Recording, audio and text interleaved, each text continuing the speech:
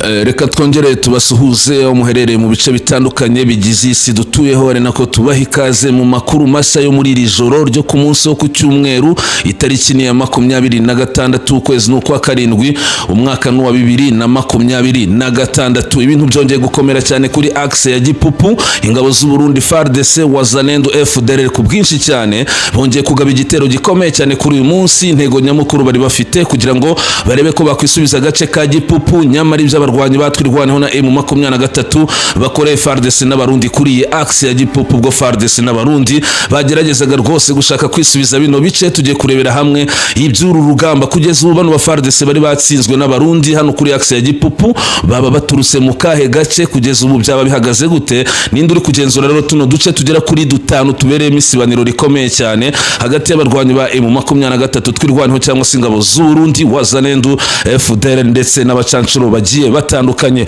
Mu gihe Alliance Fleuve Congo MAA23 iheruka gusohora abandi basirikare bashya bagera ku 9318, igisirikare cya Repubulika Demokarasi ya Kongo nacyo kimanuye abandi basirikare benshi bavuye mu myitozo ya gikomando, dore ko batozwaga n'aba expert b'abanya-Israeli. Ese abasirikare bangana iki? Dore ko ari benshi cyane bagiye koherezwa rero mu bice bitandukanye. Ngiye kukwereka mu by'ukuri ubona ko impande zombi zikomeza gusohora abasirikare, ari nako zitegura urugamba rukomeye cyane. Umugabo witwa Joseph Kabila yongeye kugirana ibiganiro bikomeye cyane n'abayobozi ba Alliance Fleuve Congo mu mujyi wa Goma. Ni gute rero Joseph Kabila yongeye kugirana ibiganiro bikomeye n'abayobozi ba Alliance Fleuve Congo? Kugeza ubu bari kuganira iki mu mujyi wa Goma hagati ya Joseph Kabila n'abayobozi ba Alliance Fleuve Congo MAA23? Tugiye kurebera hamwe uko bihagaze. Hamaje kugaragara uburyo Tshisekedi yagiye ahombera bikomeye cyane mu kugura intwaro n'abacancuro. Hari raporo zasohotse zigaragaza amafaranga Tshisekedi yatanze n'uburyo yagiye abihomberamo mu buryo bumwe cyangwa se ubundi. Ariko ku rundi ruhande turaza kujya ku makuru aho Perezida Tshisekedi ari kuburirwa ko natagira icyo akora hazabaho icyo bita balkanization, cyangwa se Repubulika Demokarasi ya Kongo ishobora kuzacikamo ibice, igacikamo ibice, ndetse bimwe mu bice cyane cyane bya Kivu y'Amajyaruguru n'Amajyepfo bikaba byahinduka leta yigenga. Amakuru ni menshi cyane rero ay'imirwano, itegurwa ry'imirwano, intambara za politike na diplomasi, yose mu kanya ndaje nyakuramburire. Ariko mbere ko nyakuramburira mu masegonda make cyane, reka tubanze dutumikire Muganga Pembe, n'umunyekongo uvuga ururimi rw'ikinyarwanda, akabaganwa n'abantu benshi cyane mu burasirazuba bwa Kongo. Kuki Muganga Pembe rero aganwa n'abantu benshi? Avura uburozi bw'ubwoko bwose, uburozi bw'ubuhuherano cyangwa se uburozi bakoherereza bukaguteza ibibazo, gana Muganga Pembe arakuvura. Uburozi baguteze ukabutambuka bukaguteza ibibazo, wagana Muganga Pembe akakuvura. Uburozi baguteze mu byo kurya cyangwa se mu byo kunywa, Muganga Pembe nabwo arakuvura rwose, arakurutsa ibintu bigende neza. Urwaye igifu, urwaye umugongo, urwaye umwijima, urwaye rubaga impande, urwaye imitsi, wanyweye imiti ya kizungu byaranze, nabwo wagana Muganga Pembe akakuvura mu buryo bwa gakondo akoresheje ibyatsi. Nimero ze nizi zikurikira: ni +243 89 83 97033. Nsubiremo +243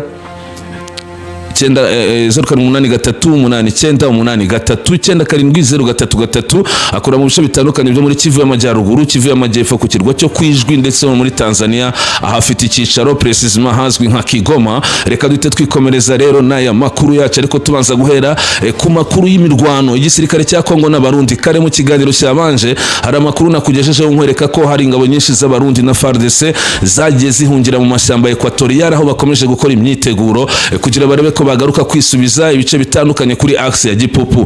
Niko byaje kugenda rero, kuko mu masaha y'umugoroba uyu munsi ku cyumweru ni tariki ya 26 z'ukwezi kwa karindwi 2026, ingabo za Repubulika Demokarasi ya Kongo FARDC, ingabo z'u Burundi wazalendo FDLR bagize gutya bongera kugaba ibindi bitero bikomeye cyane kuri axe ya Gipupu mu duce tugera hafi kuri dutanu, bagamije ariko intego nyamukuru kwa rukubanza gufata utwo duce ubundi kugira ngo barebe ko bagera kuri iyo ntego nyamukuru yo kwisubiza Gipupu. Ariko ndi kubona hano bidakunda rwose, ntago biri gukunda, kuko abarwanyi ba M23 natwirwano bakimara gufata Gipupu bahashize ibirindiro bikomeye cyane. Ni ibitero rero by'Abarundi FARDC byo kugira bisubize Gipupu. Amakuru yerekana ko byibasiye cyane mu gace ka Giseke, agace ka Giseke imirwano yari ikomeye cyane, mu gace ka Nyabindi, mu gace ka Goka, mu gace ka Karinga n'agace ka Tumungu. Murumva ko no duce tugera kuri dutanu. Reka nsubiremo: Giseke, Nyabindi, Goka, Karinga, Tumungu. Tuno duce twose twese duherereye kuri axe ya Gipupu kuko bano barwanyi batwirwana na M23 bakimara gufata Gipupu bakurikijeho Karinga bakurikizaho Giseke n'utundi duce dutandukanye hano za Nyabindi ndetse na Goka ndetse na za Tumungu. FARDC n'Abarundi rero bari bagabye iki gitero kugira bisubize tuno duce, babanze bafate Giseke, bafate Nyabindi, bafate Goka, bafate Karinga, noneho bafate Tumungu bagamije kugira ngo barebe ko bahusubira muri Gipupu bakayifata. Nyamara ntago byaje kubakundira kuko babarwanyi ba M23 natwirwanaho bashinze ibirindiro bikomeye cyane hano Gipupu,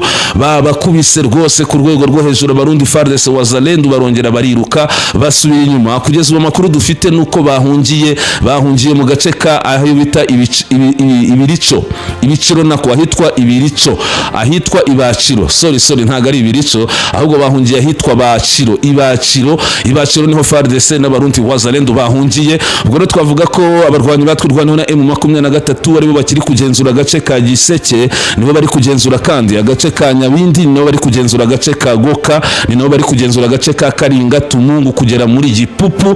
Ubwo FARDC n'Abarundi wazalendo FDLR intego bari bafite uyu munsi yo kwisubiza tuno duce iburijwemo kuko basubijwe inyuma bagahungira hitwa Ibaciro. Hano rero hari n'amakuru avuga ko hongiye gufatwa izindi matekwa kuko ubwo basubiraga inyuma biruka.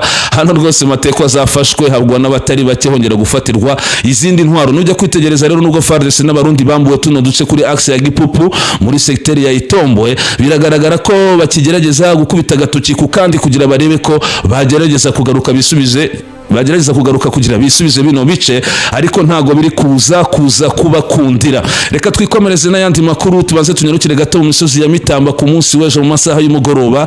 Ingabo za FARDC Abarundi wazalendo bahawe amabwiriza n'abayobozi babo bati muzamuke rwose za Kirungwa, muzamuke za Biziba, ubundi mugende mugabe ibitero mu misozi ya Mitamba na hariya ku Ndondo. Intego nyamukuru bari bafite ngo no gufata agace ko ku Ndondo. Mwakomeje kumva rero ko hari amasasu menshi yavugiye muri ibyo bice ubwo FARDC wazalendo n'Abarundi bazamukaga hano hafi rwose mu mashyamba ya Mitamba, bo aho kugira ngo bagabe ibitero kuri twirwanaho na M23 bafate ku Ndondo n'imisozi ya Mitamba nkuko bari babitegetswe n'abayobozi babo, ahubwo bageze muri ayo mashyamba ya hafi ya Mitamba barasa mu kirere barangije bahita basubira inyuma bisubirira za Kirungwa abandi za Biziba, bahita babwira abayobozi babo ati rero twagiye turagerageza turarwana atari ko byanze tubagarutse. Nyamara ntago bigeze barwana, ahubwo kwari ukujijisha kugira bereke abayobozi babo ko misiyo babahaye yo kujya kurwana kugira ngo bafate ku Ndondo bayikoze, kandi nyamara byahebye kaja. Urumva rero ukuntu bihagaze. Ku rundi ruhande mu gihe umutwe wa Alliance Fleuve Congo MAA23 ku munsi w'ejo bundi uheruka gusohora abasirikare benshi cyane b'abakomando bagera ku 9318, ubona ko bano barwanyi M23 yagiye bohereza bamwe muri territoire ya Masisi, abandi muri Kivu y'Amajyepfo. Ubona ko bisa nkaho ari aho uyu mutwe ufite gahunda yo kwagura ibice wongera abarwanyi, usohora abarwanyi bashya ariko nabohereza mu bice bitandukanye kuri access zitandukanye ku mirongo y'urugamba. Hano byahise bigaragara ko bano barwanyi bafite gahunda yo kuba bakwagura ibice bagenzura. Nyamara igisirikare cya Repubulika Demokarasi ya Kongo nacyongera ngo amakuru ari kwerekana ko uyu munsi cyasohoye abandi basirikare b'abakomando bafite imyitozo ya gikomando bagera ku 12,000 bakaba baratojwe n'aba expert cyangwa se abahanga ba Isiraheli. Batojwe rero cyangwa se bari bamaze igihe batozwa 12,000 bahawe imyitozo ya gikomando n'aba expert b'abanya-Isiraheli bamaje gupasinga bagera ku 12,000. Amakuru dufite rero nuko bano rwose iyi myitozo ngira ngo yari kubera ngira ngo ni za Kasai Orientale, ndetse abasirikare benshi b'abakomando nabi wabo wa Tshisekedi muri Kasai Orientale. N'amakuru avuga ko bose ari 12,000 b'abakomando batojwe neza n'aba expert ba Isiraheli bagiye kubohereza bamwe muri Kivu y'Amajyepfo abandi muri Kivu y'Amajyaruguru kugira ngo bafashe izindi ngabo ziri mu ibyo bice kwisubiza ibice barwanyi batwirwanaho na M23 bamaze iminsi bigarurira cyane mu misozi miremire ya Minembwe ndetse no muri territoire ya Masisi. Ubwo twavuga ko hagiye kuza abandi komanda 12,000 bamaje gutozwa n'aba expert ba Isiraheli, bano bamaje gupasinga rwose bagiye kumanuka muri Kivu y'Amajyepfo. Ariko hano muri Kivu y'Amajyepfo ku makuru dufite nuko ngo bagomba kujya bamwe za Baraka abandi bakajya mu bindi bice za Kirungwa n'ahandi kugira ngo barebe ko bafata za Mitamba ku Ndondo, abandi barebe ko bagarukana M23 natwirwaneho bakayambura kwa Murima .0 n'ibindi bice. Ubu rero bano nabo bagiye kumanuka rwose bihuta cyane. Ubona ko FARDC nayo ikomeza kuzana abandi basirikare basa 10,000 12 abandi bashya b'abakomando nabo bagiye koherezwa muri Kivu y'Amajyepfo. Ariko ku rundi ruhande no muri territoire ya Masisi murabizi ko FARDC ifite gahunda yo kongera kwisubiza gace ka Rubaya. Amakuru dufite rero nuko FARDC bamwe nabo irabohereza muri territoire ya Masisi abandi muri Walikale kujya gufasha Wazalendo na za FDL n'abandi ba FARDC bahamaze iminsi kugira ko barebe ko batangiza ibitero ngo byo gufata za Ngungu gukomeza za Rubaya.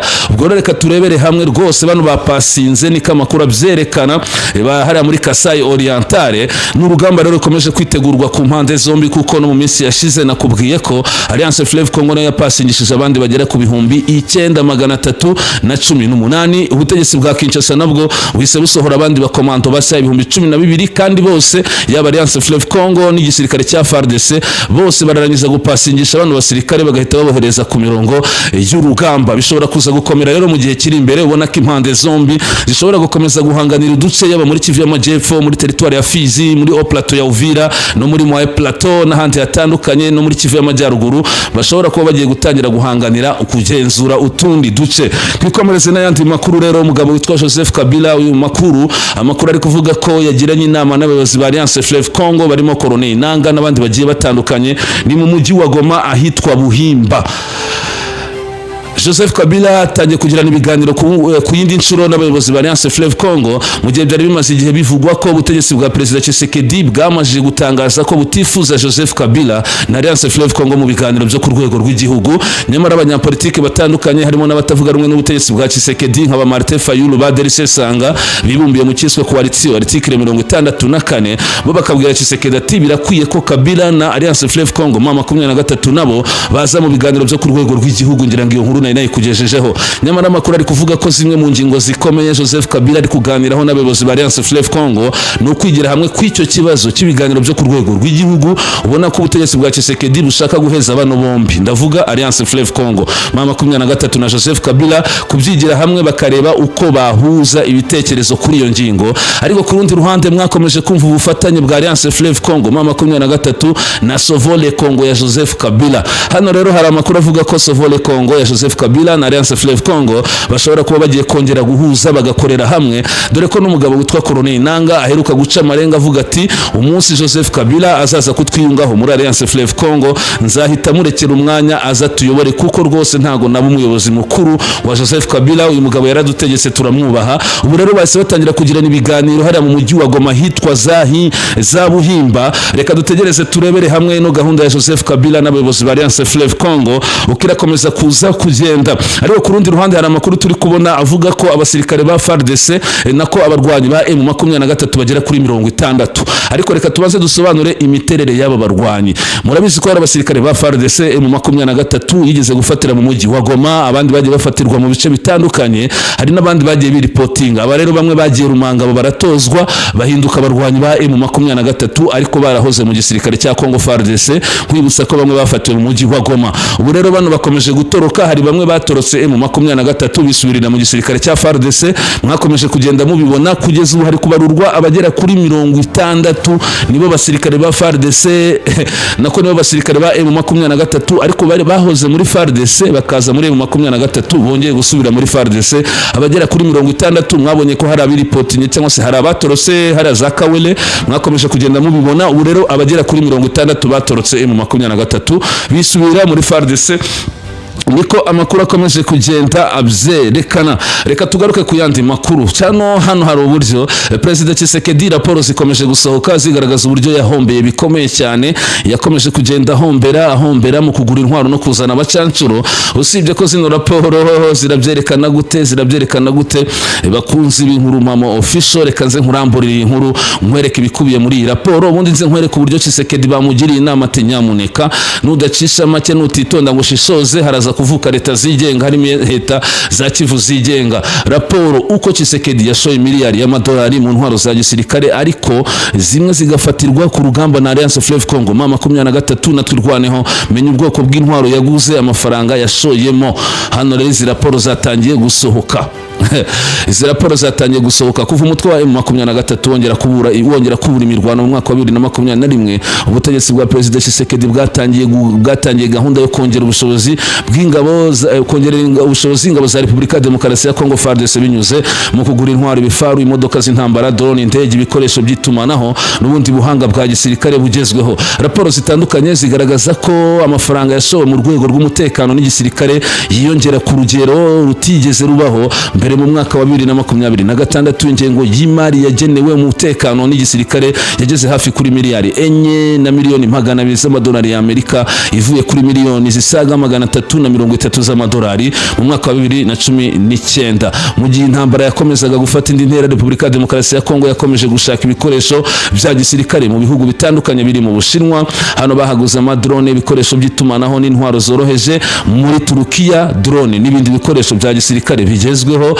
Leta Zunze Ubumwe za Amerika naho bahaguze intwaro, nako muri Leta Zunze Ubumwe z'Abarabu Emirate Zunze Ubumwe z'Abarabu hano bahaguze imodoka z'intambara armored vehicle, intwaro zoroheje n'amasasu. Raporo zitandukanye rero zigaragaza ko hagati ya 2021 na 2025 habaye ubufatanye bwa gisirikare bwatumye FARDC ibona ibikoresho byinshi cyane. Afurika y'Epfo n'ibindi bihugu nabyo byakoranye na Kinshasa mu kugura ibikoresho bya gisirikare. Hari kandi amakuru yagiye agaragaza ko kuva mu mwaka wa 2022 amafaranga menshi yakoreshejwe mu kugura ibikoresho bya gisirikare no kongera ubushobozi bwa FARDC, nubwo ibisobanuro birambuye ku masezerano yose y'ubucuruzi bw'intwaro bitigeze bitangazwa ku mugaragaro. Mu mirwano yakomeje kubera muri Kivu y'Amajyaruguru no muri Kivu y'Amajyepfo, rero amakuru aravuga ko ibitwaro byinshi bikomeye rwose byagiye bifatwa na M23 na twirwaneho. Ya mafaranga Tshisekedi yashoye mu kugura intwaro yaza kwisanga za ntwaro zageze mu maboko ya M23, ahinduka umuterankunga ukomeye cyane wa M23, niko zino raporo zibyerekana.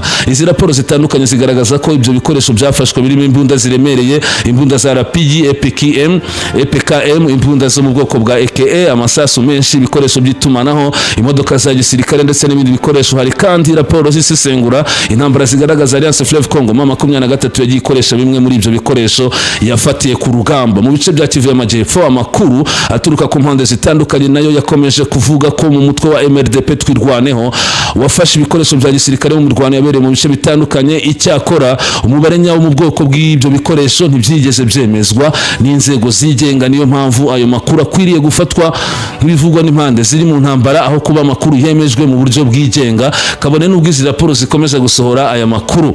Reka twikomereze rero n'ayandi makuru agiye atandukanye. Tshisekedi yakomeje kugenda aburirwa ati nyamuneka nutareba neza haraza kuvuka leta zigenga za Kivu y'Amajyaruguru na Kivu y'Amajyepfo, bihinduke leta yigenga cyangwa se Kongo icikemo ibice. Ariko ni bande bari kuburira Perezida Tshisekedi? Baramugira iyihe nama kugeza ubu? Na yahe makosa Tshisekedi yaba afite agaragara ashobora gutuma Kongo icikamo ibice cyangwa se hatangira kwirema leta zigenga? Impuguke mu bya politike Kabamba yaburiye Tshisekedi agaragaza ko igihugu gishobora gucikamo ibice mbere y'umwaka wa 2027, ubwo twahubwo haba hasigaye umwaka umwe. Ati mbere ya 2027 Tshisekedi nutitonda Kongo iraza gucikamo ibice haboneke leta zigenga.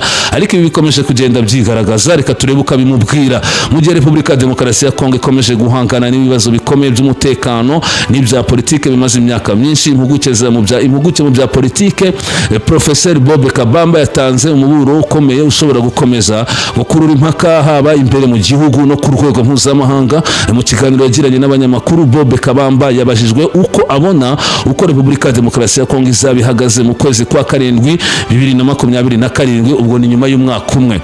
Mu gihe yagaragazaga inzira 3 zishoboka ko ibiganiro by'igihugu byagenda neza, ko ibintu byakomeza uko biri cyangwa se ko ikibazo cyarushaho gukomera, yahisemo imwe mu buryo bugaragara ko ayemera adashidikanya, akabivuga muri aya magambo: mfite igitekerezo kimwe gikomeye, mu kwezi kwa 7 2027 Kongo ishobora kuba yaracitsemo ibice, balkanization yarahindutse ngo leta yigenga.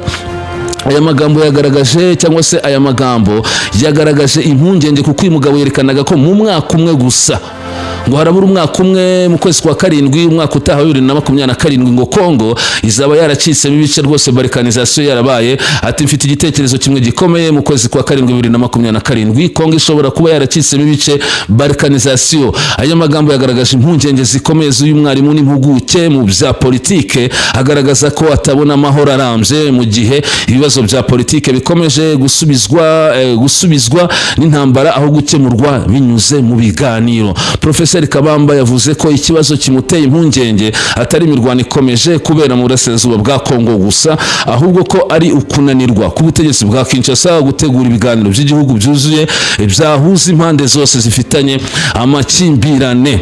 Turacyakomeza. Yasobanuye ko icyizere cyatuma ibintu bihinduka ari uko Perezida Tshisekedi yafata icyemezo cyo gutumiza ibiganiro by'igihugu birimo impande zose bireba, nta ruhande na rumwe ruhejwe. Nk'uko abivuga, mu gihe iyo nzira ya politiki itashirwa imbere, imirwano ishobora gukomeza kwiyongera, bityo ikibazo cya Kongo kikagera ku rwego rwashyira mu kaga ubumwe bw'igihugu cya Kongo. Ku rwego rwa diplomasi, Bob Kabamba yavuze ko amasezerano ya Washington akomeje guhura n'imbogamizi zikomeye cyane ku ngingo zijyanye no kwambura intwaro umutwe wa FDLR no gukemura ibibazo by'umutekano byambukiranya imipaka. Yagaragaje ko uko ibintu bihagaze bishobora gutuma amakimbirane arushaho gukaza umurego aho kugabanuka. Abasesenguzi batandukanye nabo bakomeje kugaragaza ko ikibazo cyo mu burasirazuba bwa Kongo kidashobora gukemurwa n'intambara za gisirikare yonyine. Bemeza ko amahoro arambye ashingira ku biganiro bya politike byubaka icyizere kandi birimo impande zose zifite uruhande muri iki kibazo. Ku rundi ruhande, ihuriro rya Alliance Fleuve Congo MAA23 n'umutwe wa MDP twirwaneho bakomeje kuvuga ko impamvu bafashe intwaro zishingiye ku bibazo bya politike n'umutekano, bavuga ko bimaze igihe bidakemurwa. Ku rundi ruhande, leta ya Kongo ishimangira ko iyi mitwe igomba kubanza guhagarika imirwano no kubahiriza amategeko mbere yuko habaho ibiganiro bya politike. Iyi myaka 6 niyo ikomeje kuba imwe mu mbogamizi zikomeye zibangamira inzira y'ibiganiro n'ubushakashatsi bw'igisubizo kirambye.